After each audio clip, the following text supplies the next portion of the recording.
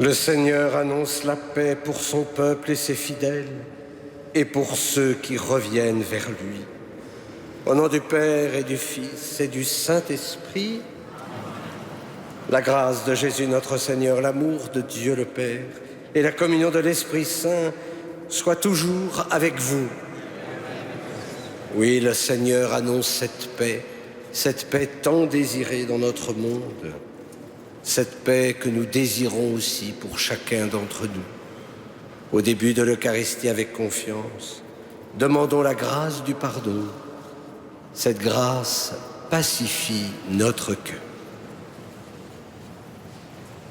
Je confesse à Dieu Tout-Puissant, je reconnais devant mes frères que j'ai péché en pensée, en parole, par action et par omission. Oui, j'ai vraiment péché. C'est pourquoi je supplie la Vierge Marie, les anges et tous les saints, et vous aussi, mes frères, de prier pour moi le Seigneur notre Dieu. Que Dieu Tout-Puissant nous fasse miséricorde, qu'il nous pardonne nos péchés et nous conduise à la vie éternelle.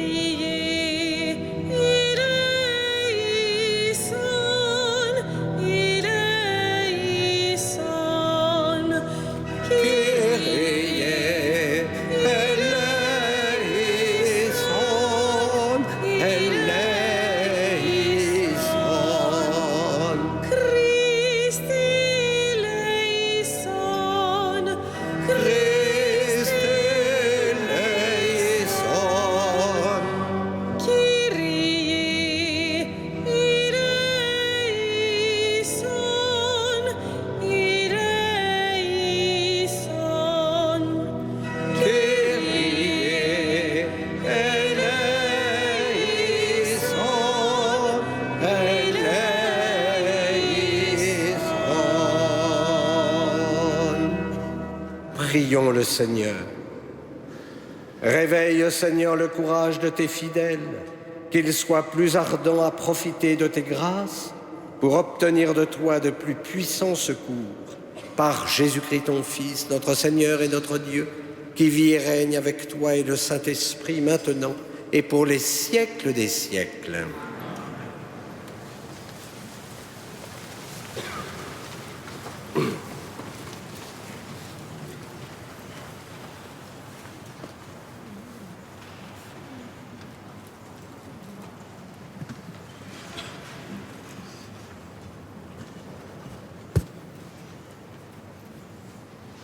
Lecture de l'Apocalypse de Saint Jean.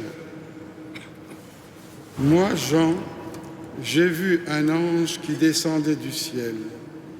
Il tenait à la main la clé de l'abîme et une énorme chaîne. Il s'empara du dragon, le serpent des origines, qui est le diable, le Satan, et il l'enchaîna pour une durée de 1000 ans. Il le précipita dans l'abîme, qu'il referma sur lui. Puis il mit les scellés, pour que le dragon n'égare plus les nations, jusqu'à ce que les 1000 ans arrivent à leur terme. Après cela, il faut qu'il soit relâché, pour un peu de temps. Puis j'ai vu des trônes.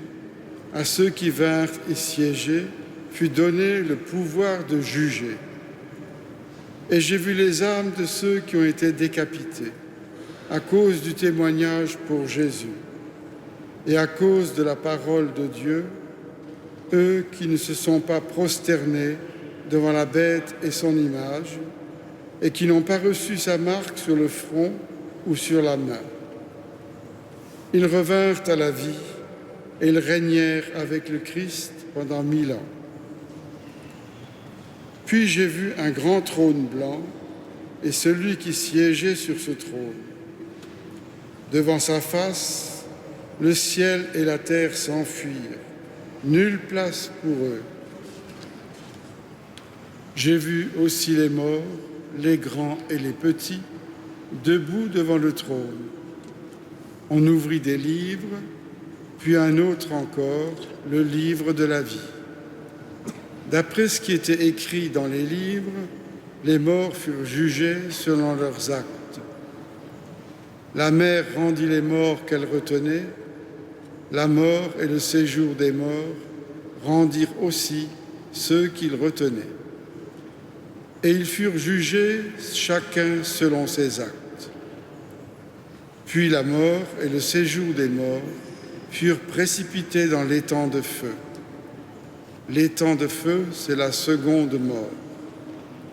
Et si quelqu'un ne se trouvait pas inscrit dans le livre de la vie, il était précipité dans l'étang de feu.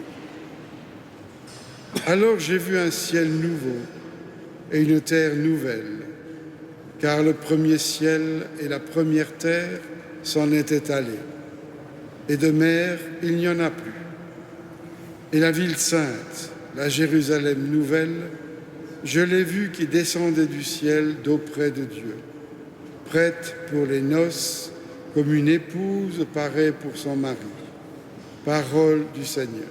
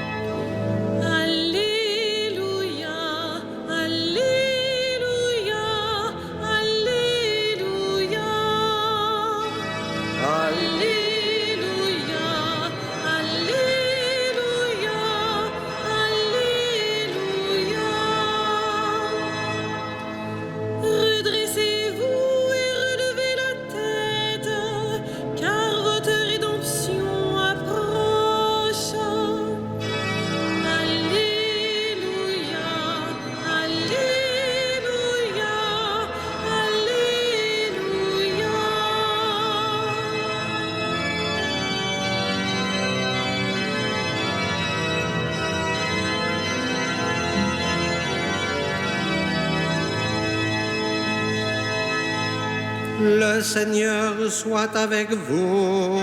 Et avec votre esprit. Évangile de Jésus-Christ selon saint Luc. Gloire à toi, Seigneur. En ce temps-là, Jésus dit à ses disciples cette parabole. Voyez le figuier et tous les autres arbres. Regardez-les. Dès qu'ils bourgeonnent, vous savez que l'été est tout proche.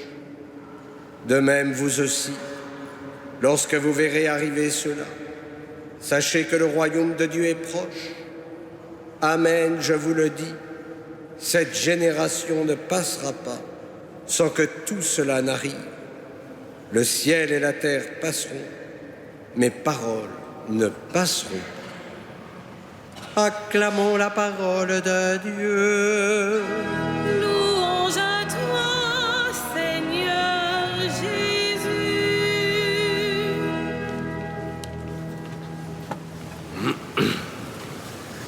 Nous arrivons à la fin de l'année liturgique et les textes de la parole de Dieu évoquent donc les fins dernières, comme tout au long de cette semaine, le retour du Christ en gloire, que nous appelons la parousie.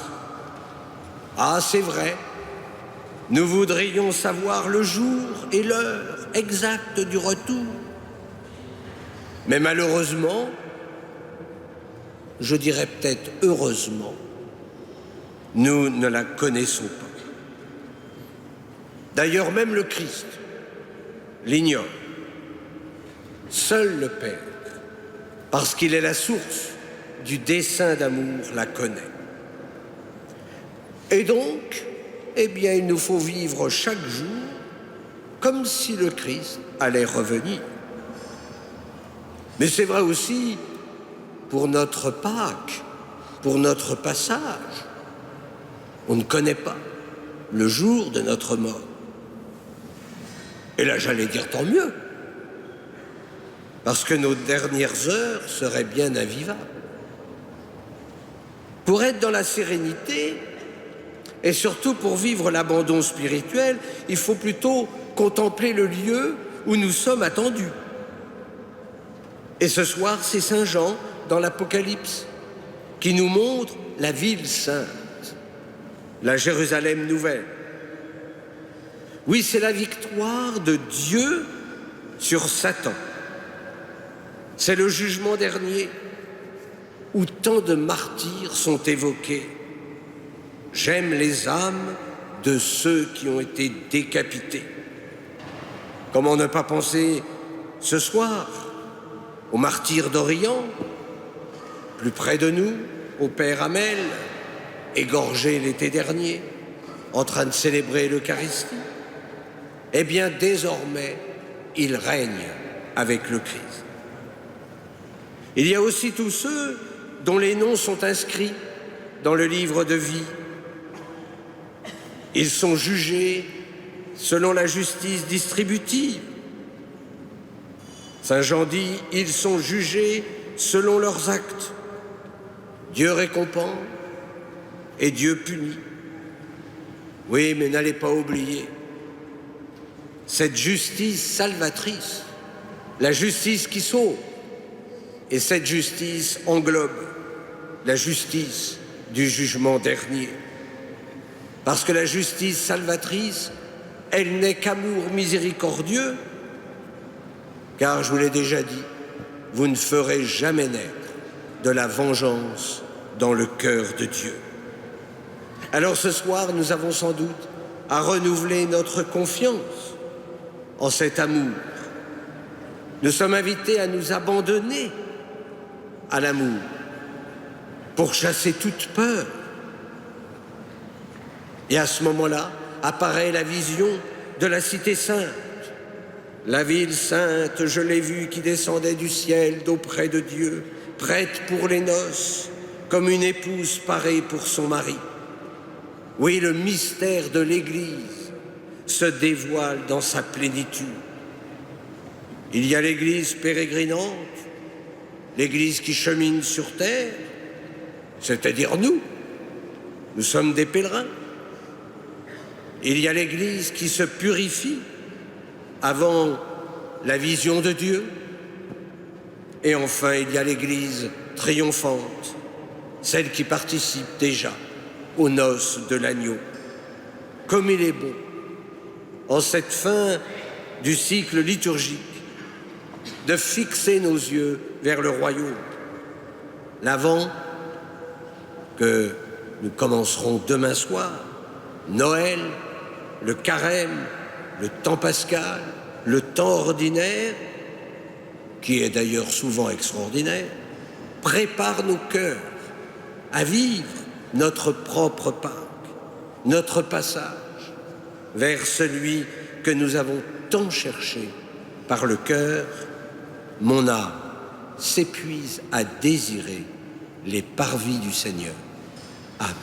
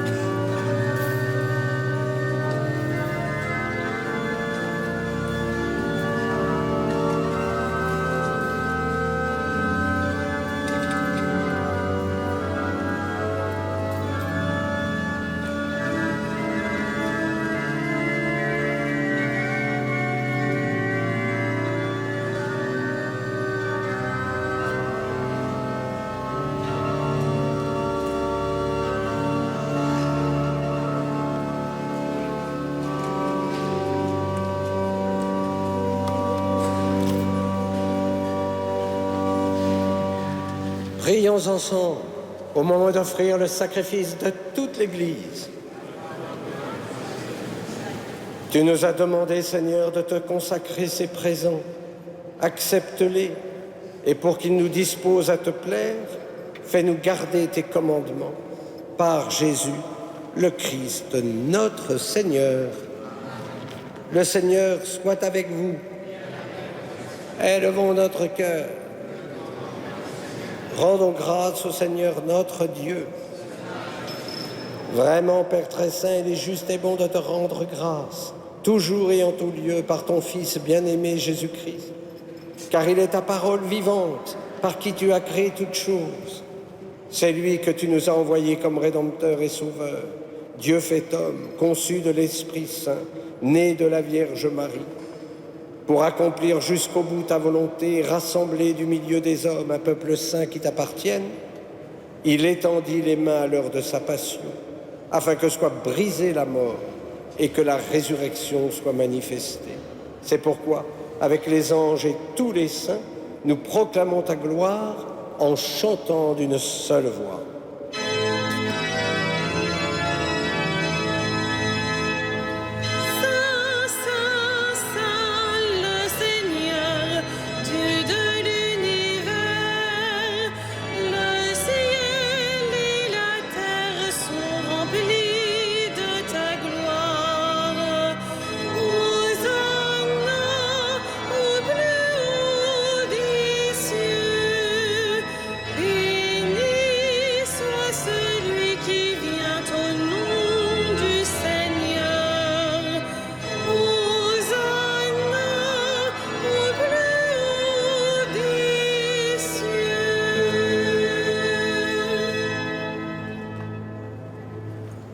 Toi qui es vraiment saint, toi qui es la source de toute sainteté, Seigneur, nous te prions. Sanctifie ces offrandes en répandant sur elles ton esprit, qu'elles deviennent pour nous le corps et le sang de Jésus, le Christ, notre Seigneur. Au moment d'être livré et d'entrer librement dans sa passion, il prit le pain, il rendit grâce, il le rompit et le donna à ses disciples en disant : « Prenez et mangez-en tous. Ceci est mon corps, livré pour vous. »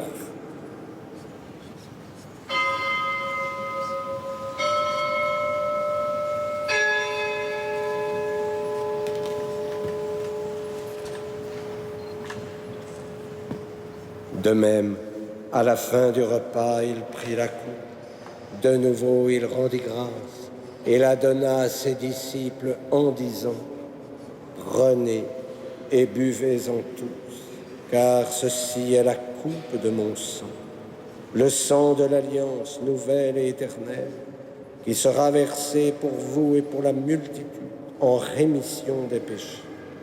Vous ferez cela en mémoire de moi. »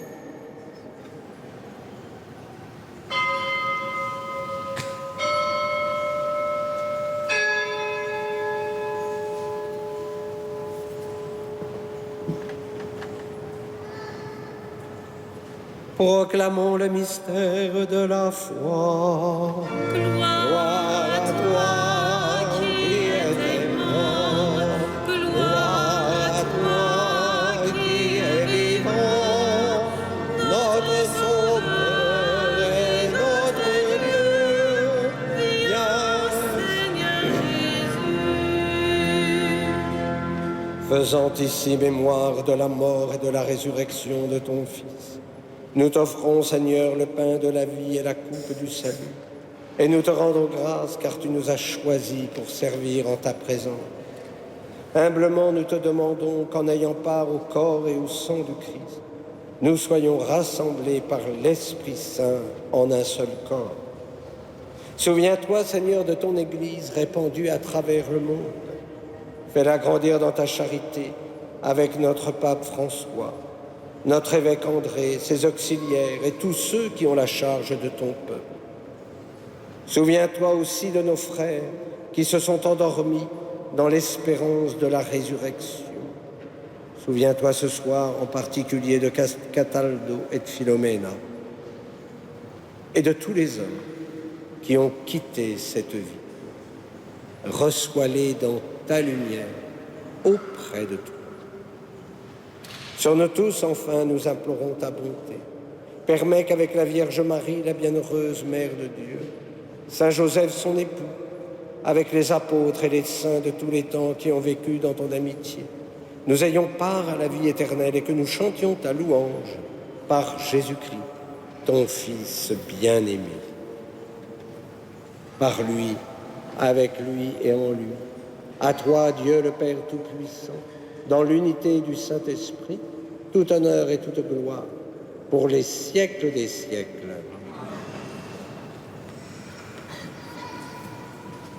Comme nous l'avons appris du Sauveur, et selon son commandement, nous osons dire : Notre Père, qui es aux cieux, que ton nom soit sanctifié, que ton règne vienne, que ta volonté soit faite sur la terre comme au ciel.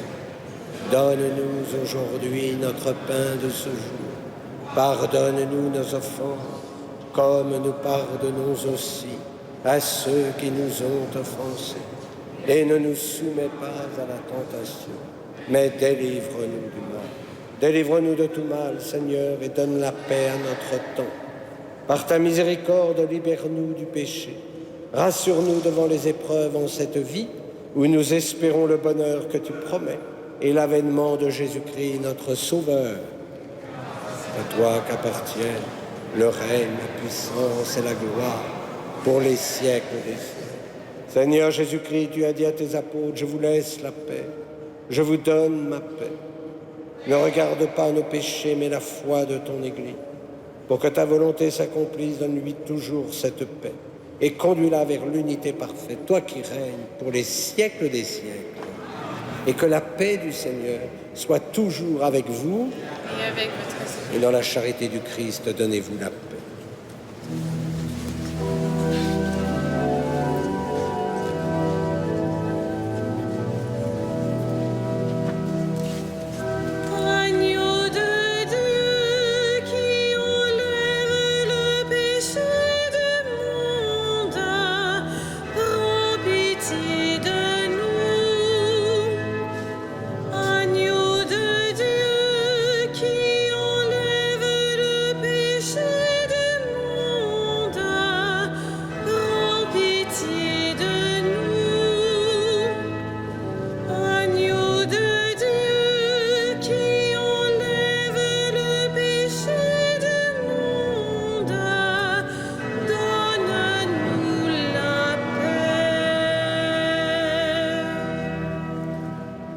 Heureux les invités au repas du Seigneur. Voici l'agneau de Dieu qui enlève le péché du monde. Je ne suis pas digne de te recevoir, mais dites seulement une parole et je serai guéri.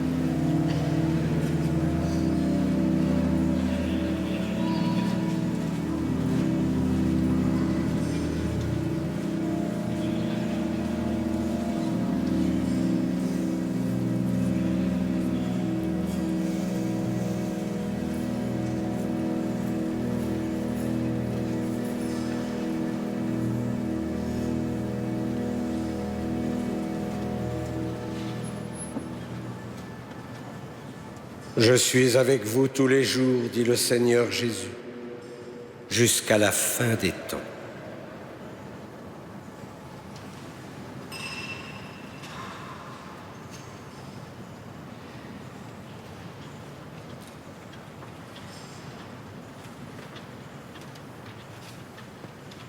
Prions. Nous t'en supplions, Dieu Tout-Puissant, ne permets pas que soient jamais séparés de toi ceux que tu fais communier à la joie du ciel par Jésus, le Christ, notre Seigneur. Le Seigneur soit avec vous. Que Dieu Tout-Puissant vous bénisse, le Père, le Fils et le Saint-Esprit. Allez dans la paix du Christ.